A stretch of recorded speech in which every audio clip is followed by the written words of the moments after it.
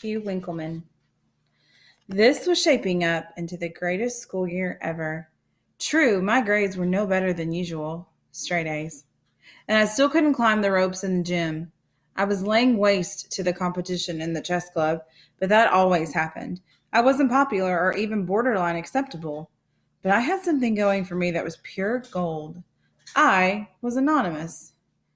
That may not sound like much, but to me it was my birthday, Christmas, and the 4th of July all wrapped into one. No longer did I feel the ridiculing eyes boring into me as I walked the halls of C Average. Those eyes bored elsewhere. No longer did I have to watch my step for the feet that would trip or kick me. Those feet were otherwise engaged. I could barely remember my last wedgie, and it was all thanks to Cap Anderson. I liked Cap. Really, I did. But I'd be less than honest if I didn't admit that the best thing about him was the fact that he took the heat off me. I was allowed to live because the pack was in full cry after him. So I was happy, but also guilty for being happy. And the happier I got, the more the guilt spoiled my happiness. Of all the guff I'd taken from Zach Powers over the years, this had to be the worst, that I was feeling bad for something he was doing. My only crime was benefiting from it. It wasn't like I could have helped Cap. If I had the power to control Zach, Lena, Daryl, and those vipers, then I wouldn't be a victim. Victims have no power. That's what makes us victims. Anyway, this had gone on far beyond just Zach's crew. It was the Luke Simmer thing all over again, a wide-scale war of little attacks on Cap. The school bus was the bloodiest battlefield. In the building itself, there was a degree of order because there were teachers around.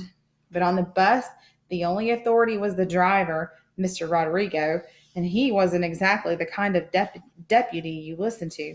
He was older and standoffish. He kept his eyes on the road because if he checked the mirror, he might see something. We could have held a luau on that bus with a pig roast and hula dancers, and he would have been none the wiser. The first projectile came sailing up the aisle, spinning like a miniature torch. The Winkleman Encyclopedia of Bully Techniques identified it instantly. A bunch of jerks at the back were flicking lit matches at Cap. I brushed it from the seat, genuinely alarmed. This may have been business as usual in my life, but I had short hair. Cap's flyaway mop was a forest fire waiting to happen. Another flickering shot bounced off the armrest and extinguished itself on the floor. Cap, I whispered urgently. Duck. He looked up mystified. Why? And at that very instant, Mr. Rodrigo let out a loud groan, clutched his chest, and toppled out of his seat. The raucous clamor of the bus died as if someone had pulled the plug. Was Mr. Rodrigo having a heart attack? We were so frozen with shock, nobody noticed that the bus was moving, inching forward into oncoming traffic. Hey! Cap shoved me out of the way and hit the floor running. He leaped over Mr. Rodrigo's still form and landed in the driver's seat, stomping on the accelerator. With the roar of the big motor, the bus lurched through the intersection, missing a dump truck by inches. Where's the hospital? Cap barked over his shoulders. We all sat there like dummies, scared out of our wits. The hospital, Cap retorted. Now! Suddenly, Naomi was sprinting up the aisle. Turn here! It took all Cap's wingspan to move the huge steering wheel, swinging the bus into a tight right and speeding off down the street. I found my voice at last. But Cap, you can't drive a bus!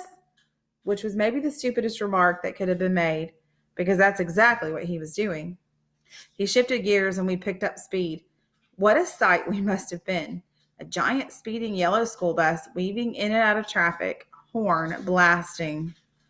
Turn left, bawled Naomi. Cap heaved on the wheel.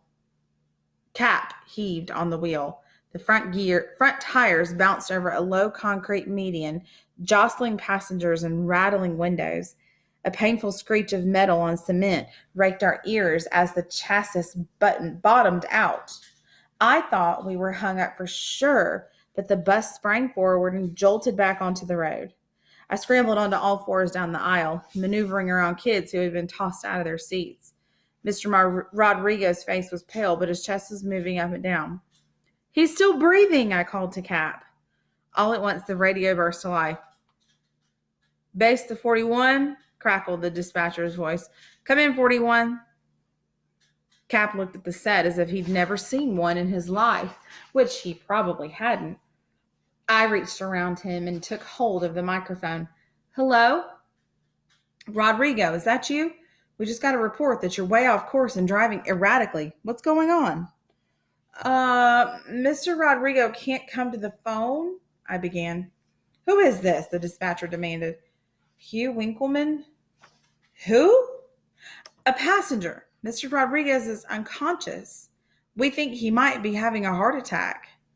"Well, who's driving the bus?" I hesitated. "Capricorn Anderson." "Stop right there," the voice ordered. "We'll send an ambulance for the driver." "No," Cap told me. "But the dispatcher said we have to go get breakfast." "We have to go to the hospital," he interpreted. "There's no time to wait for an ambulance." I spoke into the microphone.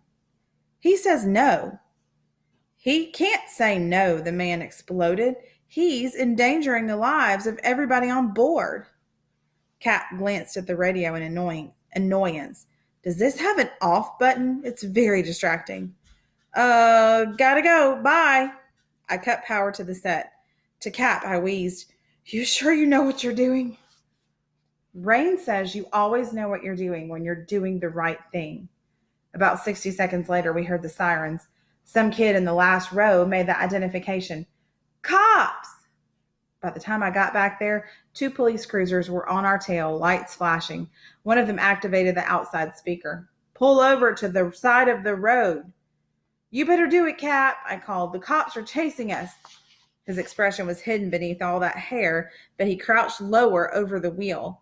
It was a wordless statement, but it would take an M1 tank to stop us now. I hoped this Rain was a reliable source. If Cap was just talking about wet weather, we were all up the creek without a paddle. As we barreled across town in the direction of the hospital, the line of police cars continued to grow until we were leading a parade of 7 black and whites and at least a couple of unmarked vehicles. The kids on board were totally cowed. Except for the engine noise and Naomi's shouted directions, there was utter silence. We had to be the best behaved busload of kids in the history of Sea Average Middle School. I would have enjoyed the sight of so many people who had terrorized me being terrorized themselves, except that I was twice as scared as they were. By the time we pulled into the entrance of Metro East Medical Center, we looked like a scene from Thelma and Louise, with half the police department strung out in the back of us waiting in pursuit, sirens blaring. I could see nurses and paramedics diving out of the way as the big bus rocketed up the driveway to emergency. Cap stomped on the brakes and we squealed to a halt behind a parked ambulance. A lot of cruisers surrounded us on all sides. The hospital guys were angry at first, but as soon as they caught a glimpse of Mr. Rodrigo, they were all business. The fallen driver was rushed into the building on a stretcher. No sooner had the automatic doors swallowed him up than the first officer stomped up the stairs of the bus. "You're in a lot of trouble, kid." The police made Cap lie face down in the aisle while they cuffed his hands behind his back. It was like something out of an episode of Cops. They were treating him like a criminal, which I guess a school bus hijacker technically was. We watched in awe as they hauled him roughly to his feet and marched him out to a squad car. Naomi was the first to speak up. "Cap didn't do anything wrong. He was just trying to save Mr. Rodrigo." The stunned passengers came alive at last.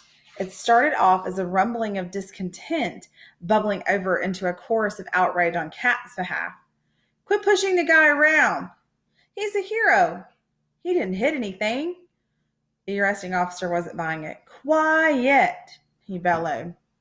"Now listen, I'm sending a patrolman in to drive this bus back to school.